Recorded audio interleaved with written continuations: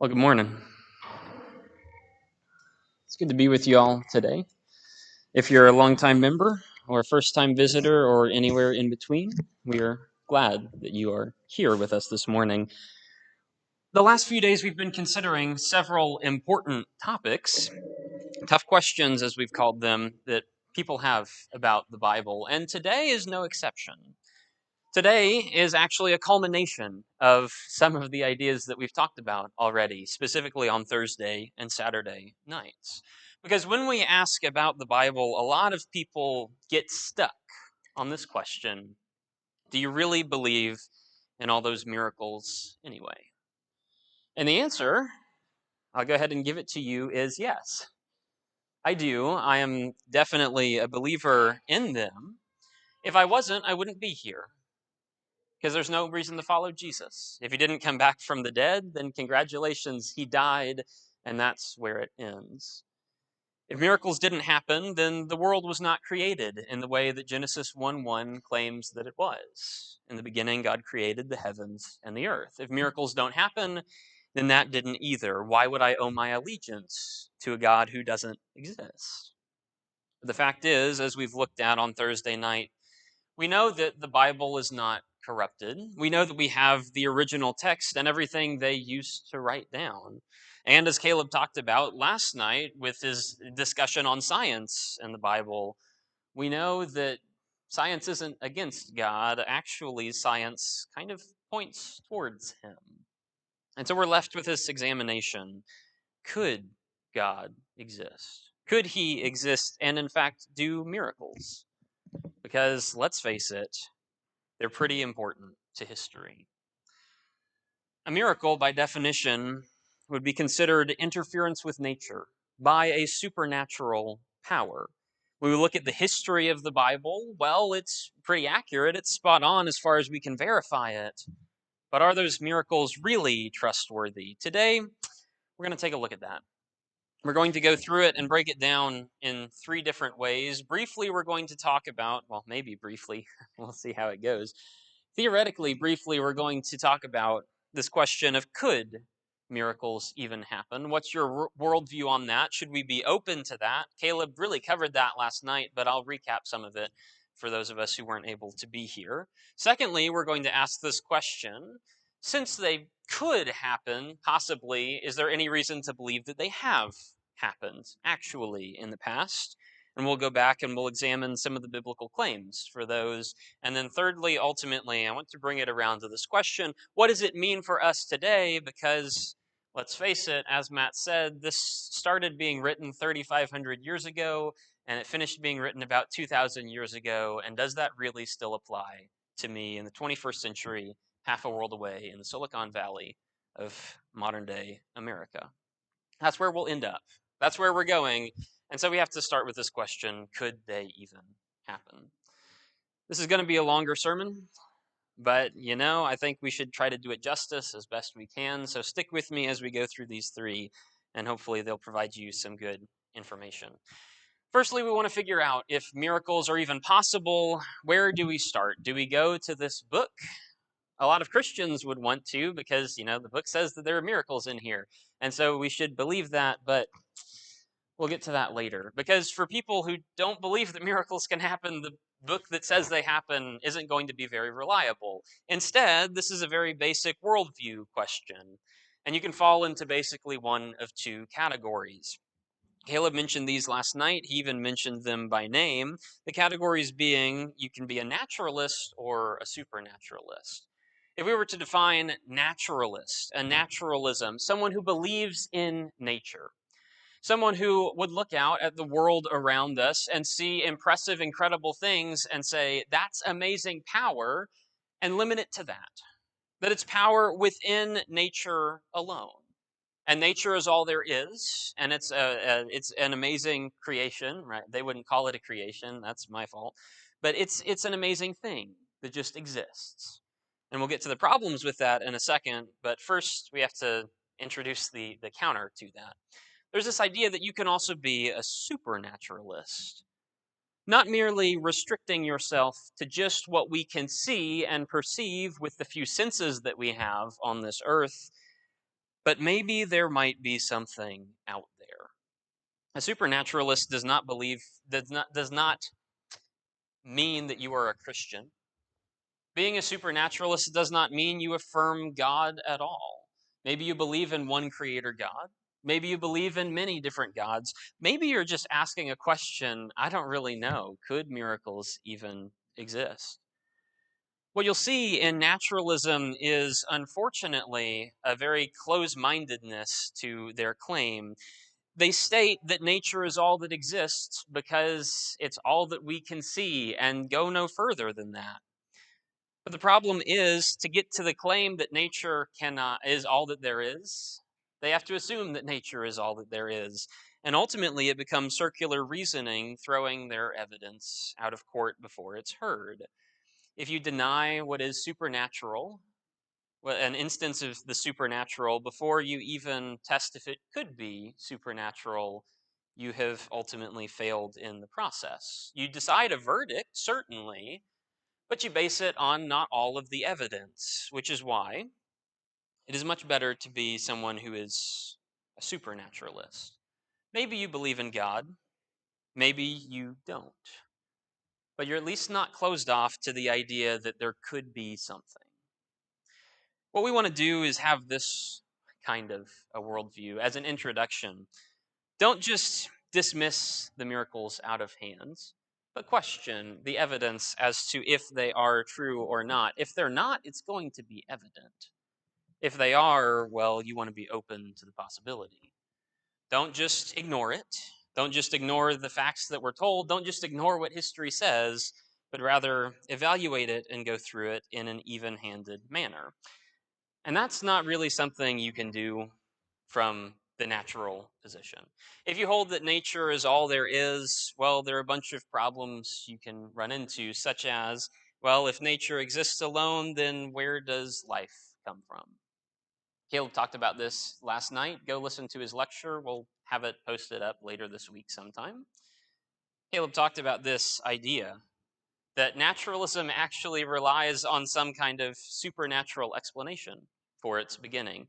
Where did life come from? It can't come from non life. We can see that in the modern day.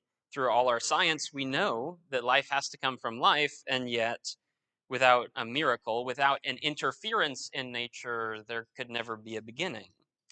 So, where does nature come from? Well, that's a problem that you can't explain if nature is the only thing that exists. Another problem you can't explain is humans' ability to think, to be logical and to be rational and to make reasonable decisions. Nature, it can be observed, does not make any decisions. It just works. It's a cycle. It just keeps on going. It doesn't make choices. So why can humans make choices? The fact that we're able to choose and to think means that we have to base that on something else. Or you could go with the classic, the conscience question, the morals and the ethics of this world. Where do they come from? And no, they're not just a social construct, because everyone to some extent feels them. Can't be survival of the fittest, because a parent will run into a burning building to save a child. Where did they come from? They're not from nature. When you look at nature alone, you run into an issue that you can't explain the core features of being human. And so we're forced to conclude that there is something outside of nature, something else, something in addition to the things that we can hear and see and touch. Now, maybe that thing is very active in the world today, and maybe it's not. Maybe it has touched the world and done many miraculous happenings throughout time, or maybe not. Right? I'm not assuming either way, but we can tell that something has to exist. When you think about the basic worldview question, could miracles even happen? Well, we can tell that there's more to this universe than just nature. And there's a possibility that this God could interact. That's what the name is for that force outside nature. This God could interact in multiple different ways. What does that look like? I don't know. If he can teach me to think, then what could he not do? And so the question is not just a question of could miracles happen, if you start thinking about it for any length of time, you realize that it's a technical possibility. But the real question and the real meat of what we're going to talk about this morning is a question of, have they ever happened? Not just a possibility worldview question, but an actual factual historical question. Because if you're going to figure out if something has ever happened in the past or if it has come before, then you need to go back to the past and look at it, right? If you're in a trial, there's a claim that's being made that this person did this crime. How can you tell? Well, you go back to the scene of the crime. You go back to the security footage of that day. You go back to the witnesses who are in the area. You go back to the evidence that's there. There are claims of miracles that go back as far as the Bible was written, as far as the beginning of time. We have to go back into history and to investigate whether things are right. And since the Bible is pretty historically reliable, we're going to use it as the basis to start looking. The Bible makes a lot of claims. The Bible says a lot of things. It's a big book relative to most of the books that we would read nowadays. It's pretty full of miracles as well. The very first verse of the Bible claims that God created the heavens and the earth. That's a miracle. It doesn't happen just in nature. Creation just doesn't happen, and yet the Bible claims it does. And it doesn't stop claiming that the supernatural has occurred until its final page, until it's already over. There are a bunch of different claims and starting places we could go to when we're considering these ideas of, have miracles happened? But we know that the history of the Bible is reliable. There's various sources on that, and I could talk at length about it, but it would distract from where we're going today. And so by all means, see me afterwards. I would love to explain some of that to you. We'll even talk about a little of it later on. But right now, we have to find a place to start to evaluate it. Go into the historical book itself, and you'll find two different types of sayings. You'll find raw history and informational data, and then you'll find the miraculous and the interpretation of that data. So, for example, take creation. Creation is a fact. We can see that there is a world. The Bible states there is a world. It gives a miraculous explanation for why the world came about. That is, that God created it.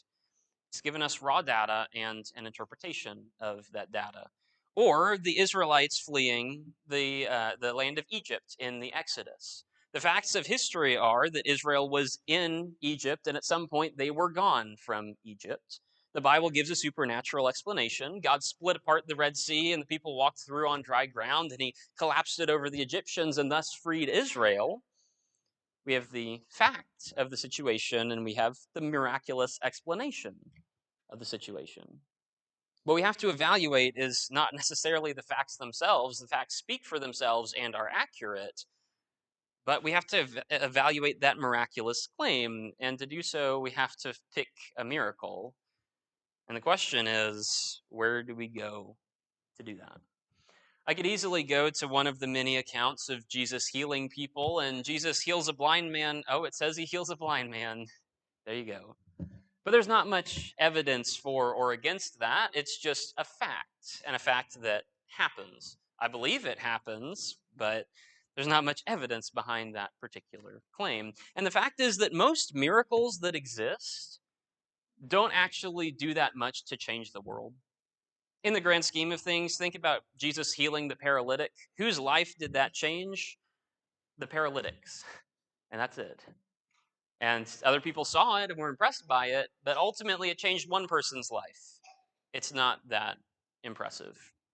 When Elijah apparently raised a person from the dead, whose life did it affect? Well, the dead person's and his mom's, and that's about it.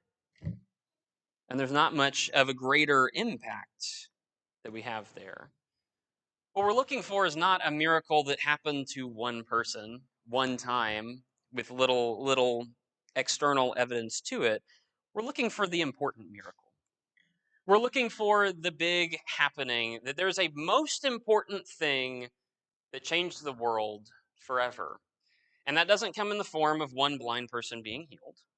And that doesn't come in the form of the Israelites being able to eat in the desert, but that does come in the form of one particular man who uh, came back from the dead, or at least it's claimed. Allegedly, that's the word we use nowadays. He allegedly returned from the dead. If you're here, if you've taken part of the Lord's Supper as a Christian, then you understand that that's what we're remembering: Jesus' death and ultimately his resurrection because of it. That's really the thing that brings us all here today. If that's true, then we should all be here, and everyone in the area should be here because it's super important to their lives. But if it's not true, then none of us should be here, and none of us should hold to this if it's all just made up anyway. What we have to do is evaluate the resurrection of Jesus. Because if he rose from the dead, well, it probably means something important. And so, if you will, turn with me to Matthew chapter 27. If you're new and you don't know much about the Bible, go to the table of contents in the first few pages. Go look, you'll find the New Testament section, and it's the first book under there, Matthew, the Gospel of Matthew. We're looking at the very end of that book, at this account of Jesus' resurrection, because the resurrection is important. I've already spoken on that a couple of times this year, I think. We're going to look at an account of the history that's given, the accurate history, and then we're also going to look at the miraculous interpretation of history. And we'll divide those two into two different sections, and we'll try to discern what could be true and what might be made up. And spoiler alert, none of it's made up, but we'll get there, and I'll walk you through the logical process as to why I think that. Matthew chapter 27, we're going to start reading in verse 45. About 2/3 of the way down the chapter, this is the account of his death. Now, it's important to think about the facts of the situation. I'll lay them out here, and then we'll read through the text, and I'll take breaks, and I'll point out different places in which you see these. First fact is that Jesus actually died. That is recorded in the Bible. It's in Matthew, it's in Mark, it's in Luke, it's in John, the first four, the four Gospels, the first four books of the New Testament. It's also recorded in a couple of other historians of the day. They mention that Jesus was killed, and so it's not merely a Bible fabrication, it's actually just part of the historical record. Jesus, the human, died. What else is part of the historical record is that his body disappeared.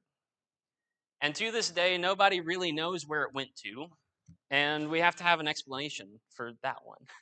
His body disappeared. The Bible's going to say it's because it walked out of the grave perfectly alive again. Other people will come up with various theories that we'll examine, but that's the claim that's made. That's the historical fact of the situation. And thirdly, we have to face the fact that Jesus' followers said that he is alive again. Something caused them to believe in this. Something caused them to at least say this, and we'll examine some of those ideas as to why they would or would not say it. But go to Matthew chapter 27, end of the book, starting in verse 45, and we'll walk through bit by bit, and we'll go all the way through chapter 28 and verse 15. I have a bunch of comments to say on some of these verses that we're reading, and so I'll probably read a verse or two and then stop and say something and then get back into it. Matthew 27 and verse 45. Now, from noon until 3, or 6th hour to the 9th hour, darkness came over all of the land.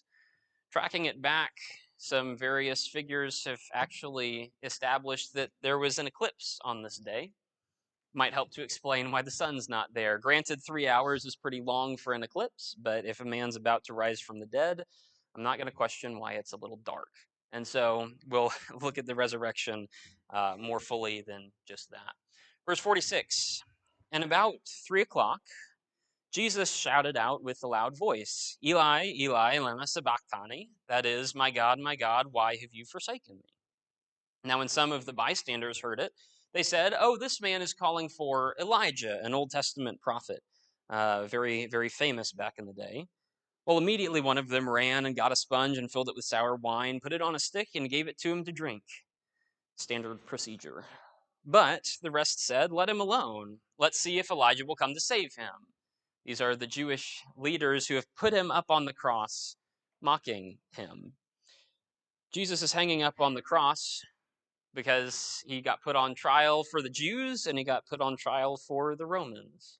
That's history. And here is also history in verse 50. Jesus cried out again with a loud voice and gave up his spirit. That is a poetic way of saying he died. That's the situation. And then in verse 51, we have a few interesting events happen. Just then, the temple curtain was torn in two from top to bottom. Now, this is a very thick curtain and a very special curtain and a very tall curtain as well. The odds that it would be split in half, it wouldn't happen. But if the man's about to rise from the dead, I think a little fabric can be torn. And so this again relies on the reliability of the resurrection.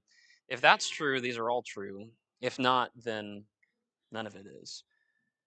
The earth shook and the rocks were split apart. Again, an earthquake happening at that time. Here's an interesting one. In verse 52, the tombs were opened and the bodies of many saints who had died were raised. They came out of the tombs after his resurrection and went into the holy city and appeared to many people. Well, that's a big claim that not just Jesus was resurrected, but everyone was resurrected, or at least many people were. But again, in verse 53, it's all based on the resurrection. They only came out after his resurrection. Therefore, we have to figure out if Jesus' resurrection is true before we can think about these other ones. And so we return to the narrative in verse 54. Now, the centurion and those who were with him, who were guarding Jesus, they saw the earthquake, they saw everything that took place. They were extremely terrified and said, "Truly, this was the Son of God," or the son of a god, right? They're pagans, they're Romans, they believe in many gods. Something special about this man. And many women who had followed Jesus from Galilee and given him support were also there, watching from a distance. Among them, Mary Magdalene, Mary the mother of James and Joseph, and the mother of the sons of Zebedee. And those will be important in a few minutes. Now, when it was evening, in verse 57, evening of that day in which Jesus, the man, died, there came a rich man from Arimathea. His name was Joseph, who was also a disciple of Jesus, and he went to Pilate and asks for the body of Jesus. Now, that part is important, not because of anything super special about that account, but because of the character who's involved in that account. Pilate is a Roman official. He is the governor of Judea, or so the Bible claimed, and claimed for about 2,000 years. Truth is, we couldn't find any record of Pilate for a really, really long time. Skeptics looking at the Bible said, "Oh, there's a Roman official here, and he doesn't show up in any of the records, therefore the Bible must be fake." And that was the story until I think 1961, in which archaeology unearthed a little sign that said, "Look, Pontius Pilate, the governor of Judea. There he is." An actual historical figure. Now, people doubted the reliability of this account because history didn't establish it, and yet every time we find out something about history, it just substantiates the account more and more. Now, Pilate, the Roman official, is asked for the body of Jesus in verse 58, and Pilate ordered that the body be given to Joseph. And so Joseph took the body, and he wrapped it up in a clean linen cloth and placed it in his own new tomb that he had had cut in the rock, and then he rolled a great stone across the entrance of the tomb and went away. And Mary Magdalene and the other Mary were sitting there opposite the tomb. Jesus died. It's well established by history. Pilate executed him. That's established too. And now he's buried in a tomb with a sealed rock over the entrance. That's unfortunate. But the next day, in verse 62, that's not enough to keep Jesus down. The next day, which is after the day of preparation, the chief priests and the Pharisees assembled before Pilate, and they said, "Sir, we remember that while the deceiver was still alive, he said, 'After 3 days I will rise again.' So give orders to secure that tomb until the third day. Otherwise, here's what's going to happen. His disciples might come and steal his body and say to the people he has been raised from the dead, and that last deception will be worse than the first." And they've got a point. If Jesus' disciples come and steal his body, then he hasn't actually resurrected, and none of what he said was true. His claim was that I will die and then I will come back from the dead. If the disciples fake that, then how many people are they deceiving even to this day? That would be a problem. And so, for that specific reason, they go and secure his tomb. As Pilate says, take a guard of soldiers, go and make it as secure as you can. And so they went and with the soldiers of the guard and made the tomb secure by sealing the stone. And that's the end of chapter 27. Jesus died, his body is put in a tomb, there's a guard placed on it, and a seal around the tomb, the boulder in front of the tomb, and all of that stays in place, allegedly, until Sunday morning. Look at Matthew chapter 28. Let's read verse 1, and we'll go down all the way through verse 15.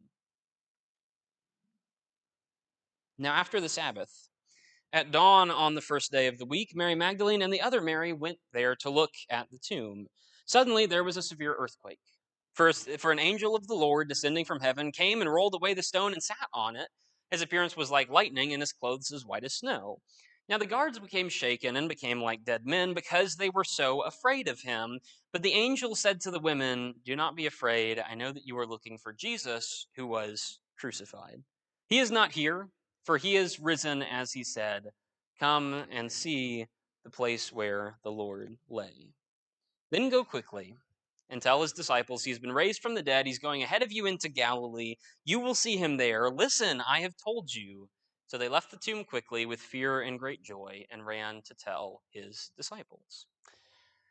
That's a big claim that's being made. That Jesus not only died and was not only buried, but that he's gone from the tomb, and it's because God brought him back to life. And that's something that you should tell the world, which they proceed to go and do in just a second. Because first, in verse 9, we have to establish something else. That Jesus met them. Jesus, that dead guy, he met them, according to their testimony, saying, greetings, and they came to him, and they held onto his feet and worshipped him.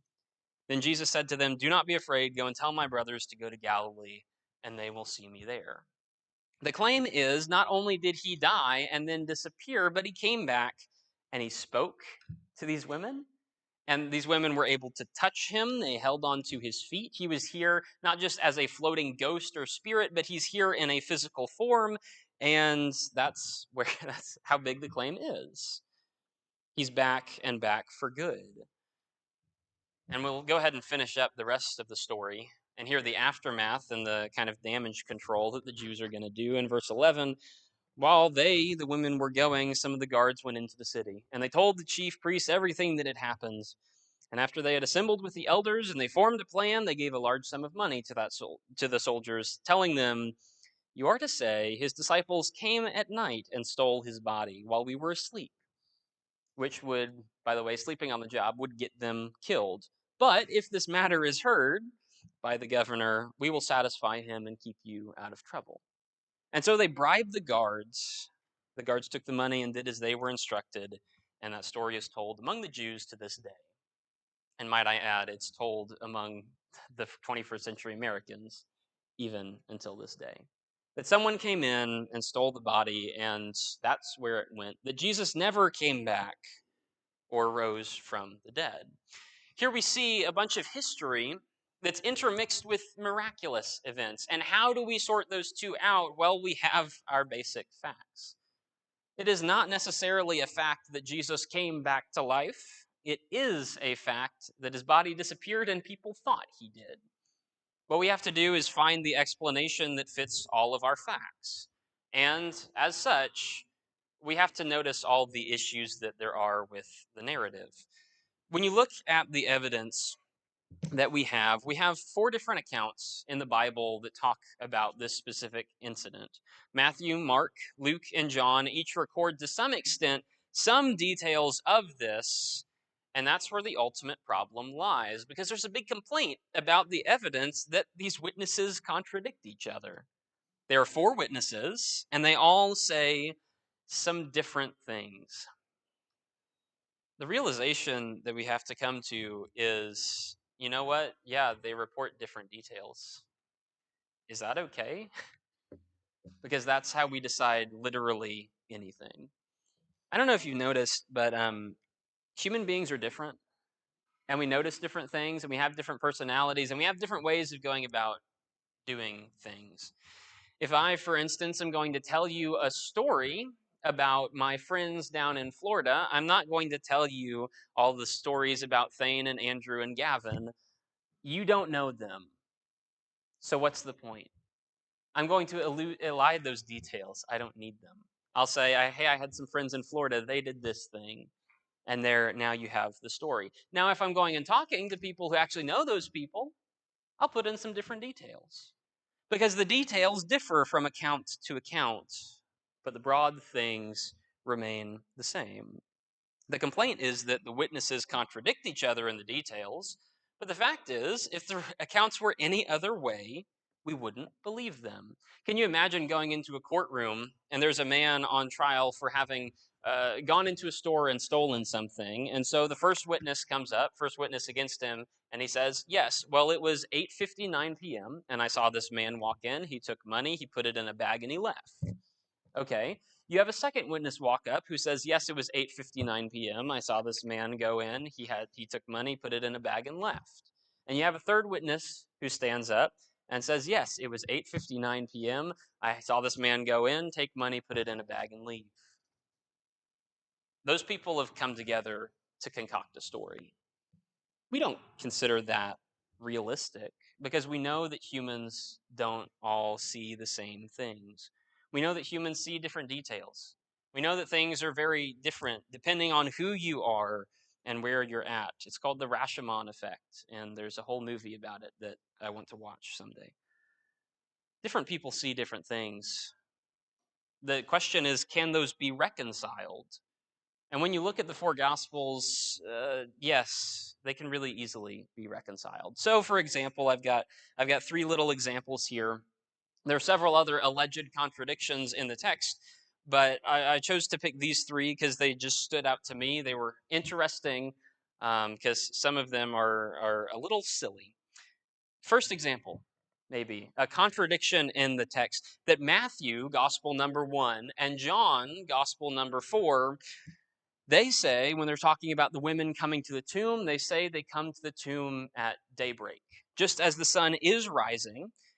Whereas Mark, the second gospel, says that the women came when the sun was up, or when it has risen a little bit. Firstly, asking about the position of the sun is pretty relative based on who you are. I don't know if they were talking about the sun only just breaking the horizon or being mostly over the horizon and not yet. Maybe they could be interpreting it different ways, or you could just look at the grammar of the situation, in which Matthew and John are clearly referring to the time that the women set out to go to the tomb. They set out at daybreak, just as the sun was rising, and Mark reports their arrival at the tomb a few minutes later, or 20 or 30 minutes later, however long their travel was, when the sun was a bit higher in the sky. Contradiction? Well, not really. Some people say that it is, but it doesn't amount to anything. Or, this is my favorite example, because it doesn't really make any sense when you look at it from the angle that we would look at any court testimony. In the Gospel of Luke, the third Gospel, he lists some of the women that came to the tomb. He says that Mary Magdalene came to the tomb, Mary, the mother of James, Joanna, and some other women went to the tomb. If you look at the Gospel of Mark, second gospel, he says that Mary Magdalene came into the tomb, agreeing there. He says that Mary, the mother of James, came to the tomb, agreeing there. And then he says Salome went to the tomb. She wasn't in Luke, and he doesn't record Joanna or other women. So surely that's a contradiction. And when Matthew says that Mary Magdalene and Mary, the mother of James, and Joseph came to the tomb, or when John says just Mary Magdalene came to the tomb, surely those are contradictory, right? Well, again, not at all.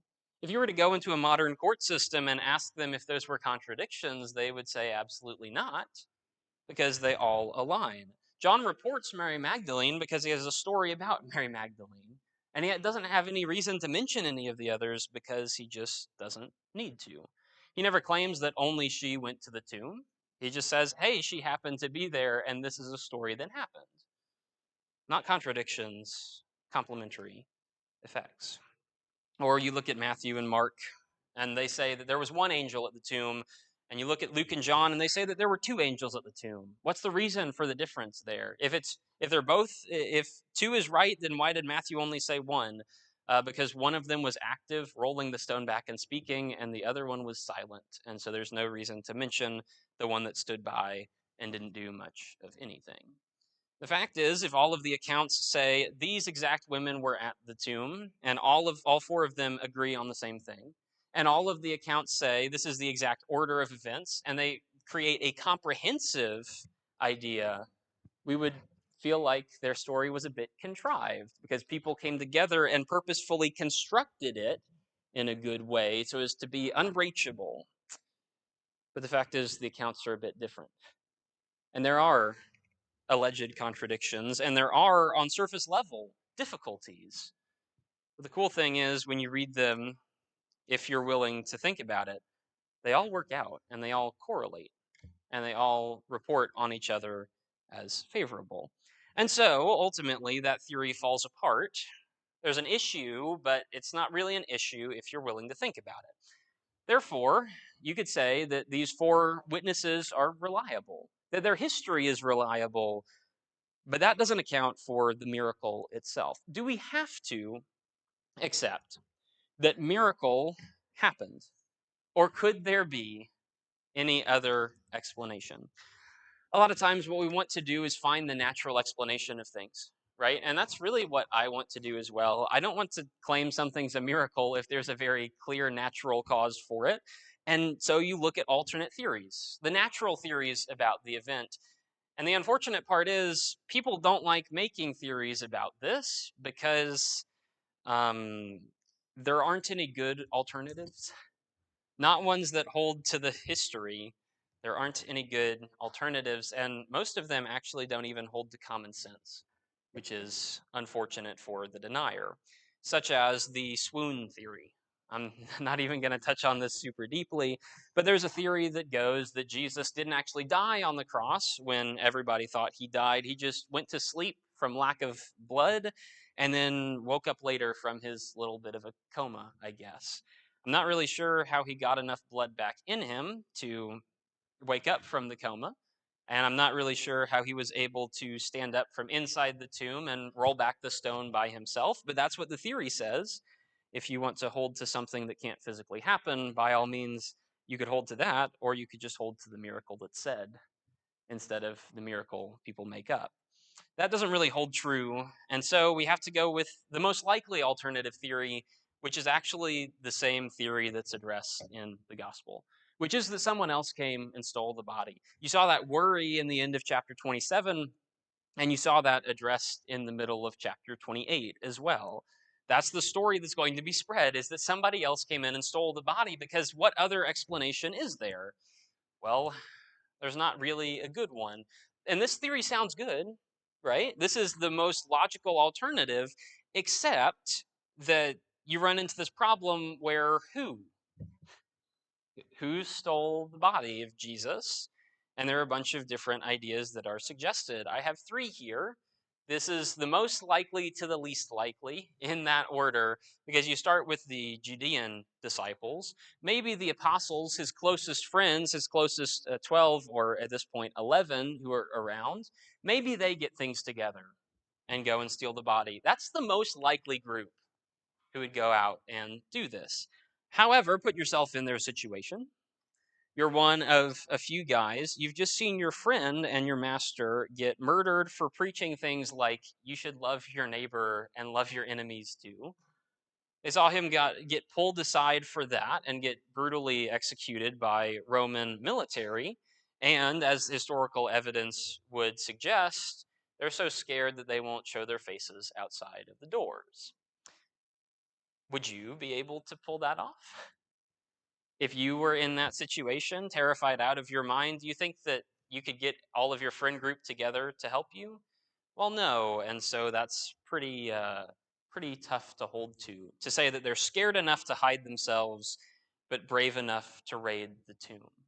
Inconsistent with the evidence that we have, it cannot be the Judean disciples. Or maybe someone has suggested that it might be disciples from Galilee, other disciples from Jesus' hometown that really respect Jesus. And the question we have to ask about that is, what kind of person do you have to be to do that? People who respect Jesus so much that they break into his tomb and steal his body, which, by the way, it's a very nice tomb, which is much better than anything that they could give him. And yet they break into it and they take his body out to go and bury it in a ditch somewhere where nobody can find it. They respect Jesus enough to go and rescue his body to then go and hide it along with everybody else. And as well, they go along with the lie that he came back to life because there's never any refutation. Do you think they respect Jesus enough to go to all the effort to disarm the Roman guards to get to him and then ignore the teaching that he said, don't lie? Probably not. No group of people would fit that, and so naturally no one can really hold to that idea. And so the theory is posited, well, it was probably the Jews. And again, this is just, shouldn't even have to provide an answer for this, but I'm going to. The Jews are supposedly breaking into Jesus' tomb to steal his body so that there won't be a monument built to him. In the process, they make an empty tomb, which is a better monument than any gravestone that could ever be set up. And add to it the problem that in this theory, they're stealing the corpse to stop the disciples from teaching about Jesus rising from the dead. And instead of using it to stop them from teaching about Jesus rising from the dead, they just go along with the lie as well. That doesn't make any sense. No one seriously holds to that. And yet it's an alternate theory. And these are the alternates outside of something actually happened in there and Jesus walked out of his own accord. And all of these ignore the Roman guards sitting in front of the tomb, right? This is the classic problem that everyone's left with. It is sealed, which is just a simple seal over the tomb saying, don't break this by Roman law or else we're going to come and get you. So rational people aren't going to break that. But secondly, there are a bunch of soldiers sitting in front of the tomb who are armed to the teeth and able to deal with miscreants. We don't know how many there were. Grammatically, when you look through the section, there are at least 4. I can give you a reason as to why I believe that. Afterwards, it would distract a little bit right now. But when you think about Jesus' reputation, you're figuring there are a lot more. There are probably around 600 guards who came to arrest the guy. If there are that many, I don't think they're going to stick just 2 guys on the tomb at the end. In Acts chapter 12, when one of Jesus's primary followers is held aside, is put in a secure prison, he has 16 guards on him. Can't imagine there are less than that here. And yet people just kind of ignore them sitting in front of the tomb. And we ignore the witness in the end of Matthew 28 of the guards reporting and getting bribed, even though that witness came straight from the Pharisees and priests themselves. Ultimately, there's not really a good alternative. And this is why people who deny it don't really want to talk about it, because there's no good answer to this. Ultimately, what we have is a situation in which we can clearly tell that miracles can happen, and many people tell us that one did. And the only complaint against it is that we don't believe that miracles can happen. Why not? Why not? If you're open-minded to that worldview, then there's no reason why not. All of the witnesses of this event are telling truth about it. Or maybe they're lying, but it would be weird for them to then go ahead and die for it. All of the apostles, of which there are 12, and then 11, and then 12, and then 13 or 14 or something like that, all of the apostles, save for one, get executed for this testimony, and the one who's not executed is exiled for life and cut off from the rest of civilization. If it's a lie, why would they hold to it to that extreme? And even if it smacks of any uncertainty at all, why would you hold to it? If you're not totally convinced, why would you hold to the facts of the resurrection?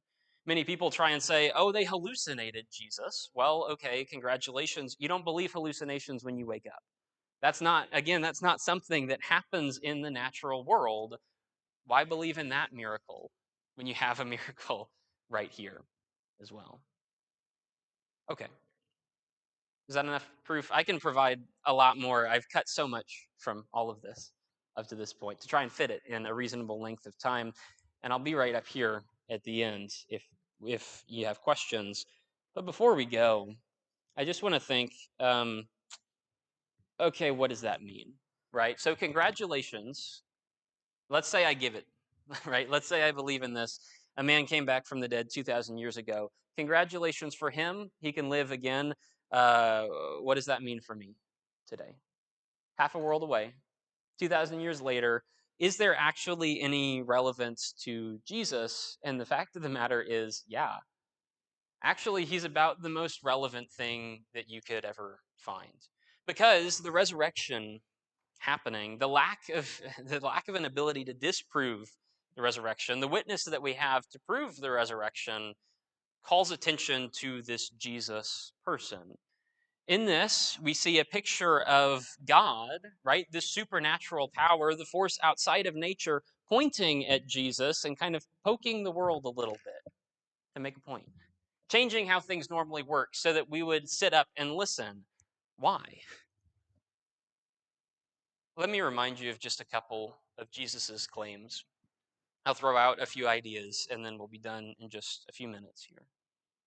Jesus, when he was here on this earth, made some pretty outrageous claims. He said stuff like, I'm going to reveal God to you all. No one has seen the Father except me. I've seen him. I'm showing him to you guys.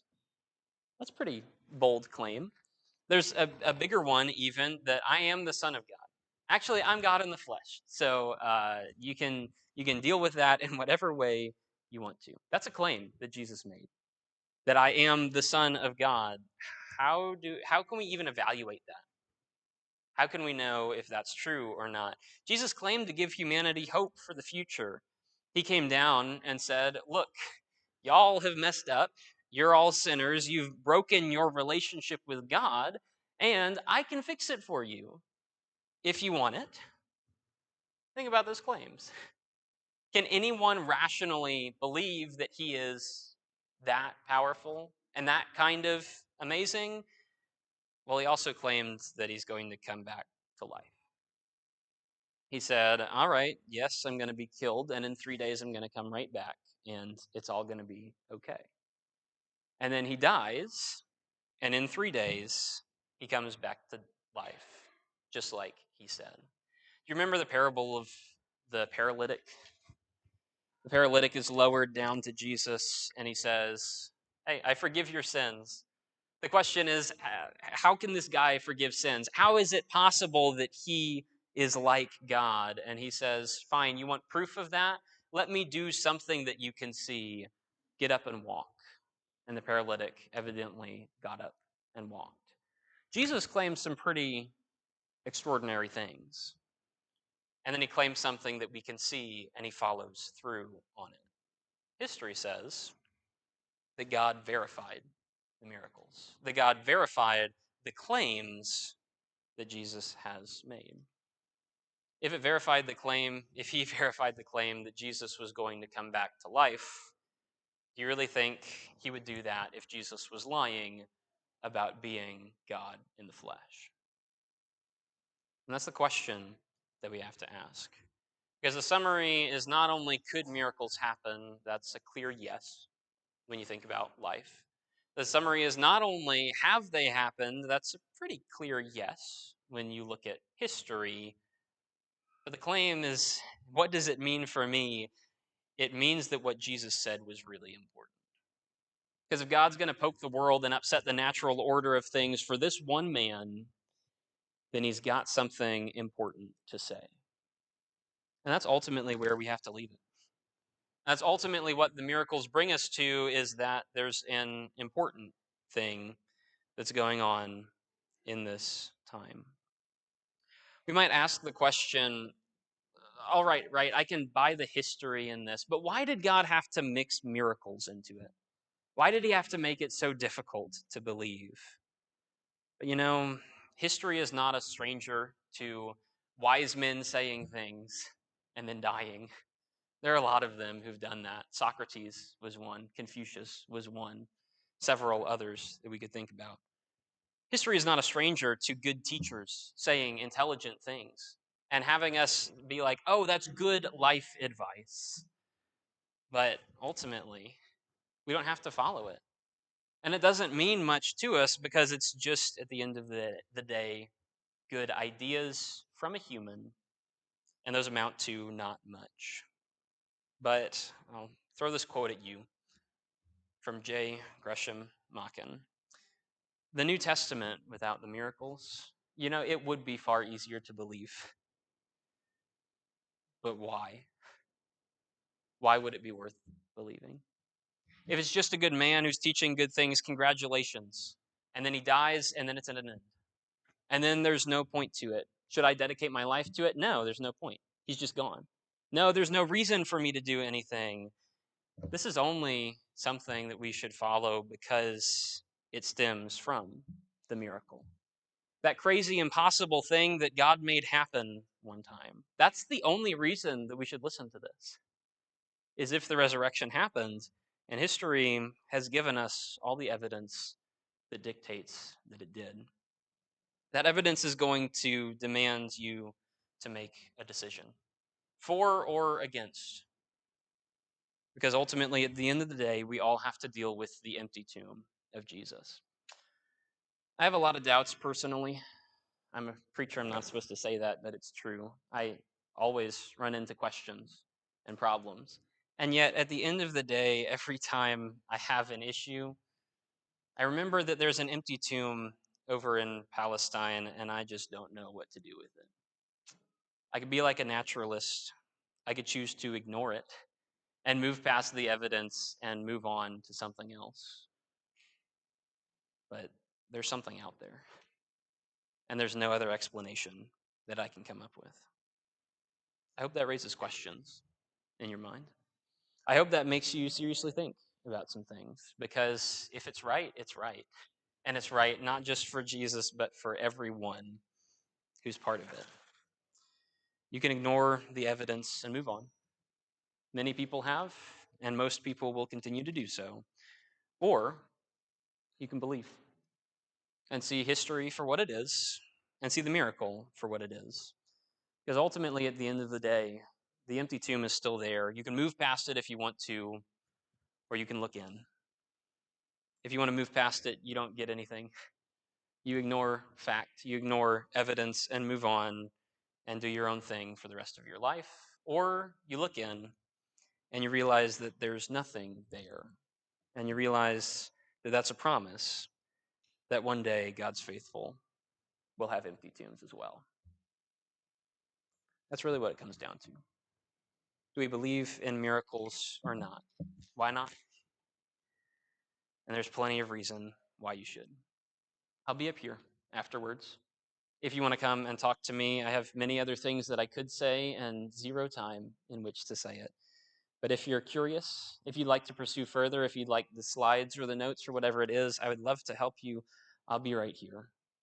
And we're going to close out our service at this time. Thank you for listening. It's been a joy to try and assemble this and give this to you. And I pray that it makes you think and question and investigate, because that's what truth should do.